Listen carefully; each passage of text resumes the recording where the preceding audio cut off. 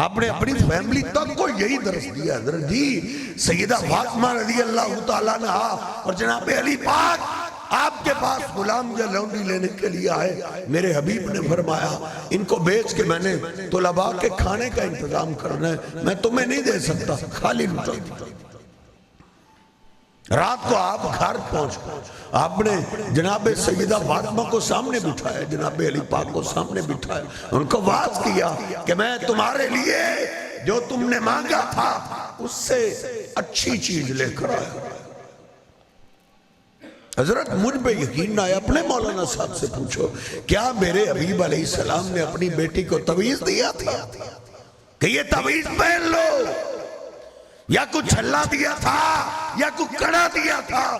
نہیں نہیں حضرت، میرے حبیب بندوں کو رب سے جوڑنے کے لیے آئے تھے، تعویذوں پتھروں کڑوں کے ساتھ نہیں۔ جنہوں نے کاروبار بنائے، بزنس بنائے، میرے حبیب کہتے ہیں من اللہ کا تمیمتن فقد اشرک، جس نے تعویذ لٹکایا اس نے اللہ کے ساتھ شرک کیا۔ اور نہ آپ نے یہ سبق دیا کہ اے بیٹا فاطمہ تمہارا تو باپ اللہ کا رسول ہے، بستر پہ آؤ تو 100 دفعہ یا رسول اللہ مدد کہہ لیا۔ ناراض نہ ہونا، غصہ نہ کرنا، میں آپ کی دل آزاری نہیں چاہ رہا، میں تو آپ کو واضح بات کرنا چاہ رہا ہوں جو بالکل واضح ہے، جس حقائق کو آپ سے چھپا لیا گیا میں وہ کھول رہا ہوں۔ آپ نے یہ کہا یا نبی مدد کہہ لیا کرو، فاطمہ تیرے گھر میں علی ہے یا علی مدد کہہ لیا کرو۔ نہیں حضرت، نہ آپ نے پہلے گزرے ہوئے کسی پیغمبر کا نام لیا کہ یا ابراہیم مدد کہہ لیا کرو۔ اور فرشتوں کا سردار جبریل امین تو ہر روز مدینہ پاک میں آتا تھا، نہیں آپ نے کہا یا جبریل مدد کہہ لیا کرو۔ نہیں نہیں، آپ نے فرمایا او فاطمہ بیٹا بستر پہ آؤ، 33 دفعہ سبحان اللہ پڑھا کرو۔ بندے تھک جاتے ہیں، اللہ نہیں تھکتا، اللہ پاک ہے۔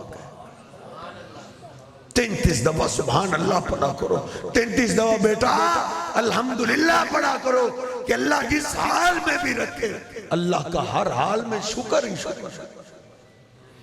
اور 34 دفعہ اقرار کیا کرو سوتے وقت، علی تم بھی، فاطمہ تم بھی۔ ان کو کیا سکھایا جا رہا ہے؟ علی بستر پہ آؤ، 34 دفعہ یہ کہا کرو اللہ اکبر، اللہ سب سے بڑا ہے۔ لوگ گپیں سناتے ہیں تو اس کو مذہب بناتا ہے۔ حضرت میں قرآن حدیث نوری علم سکھا رہا ہوں،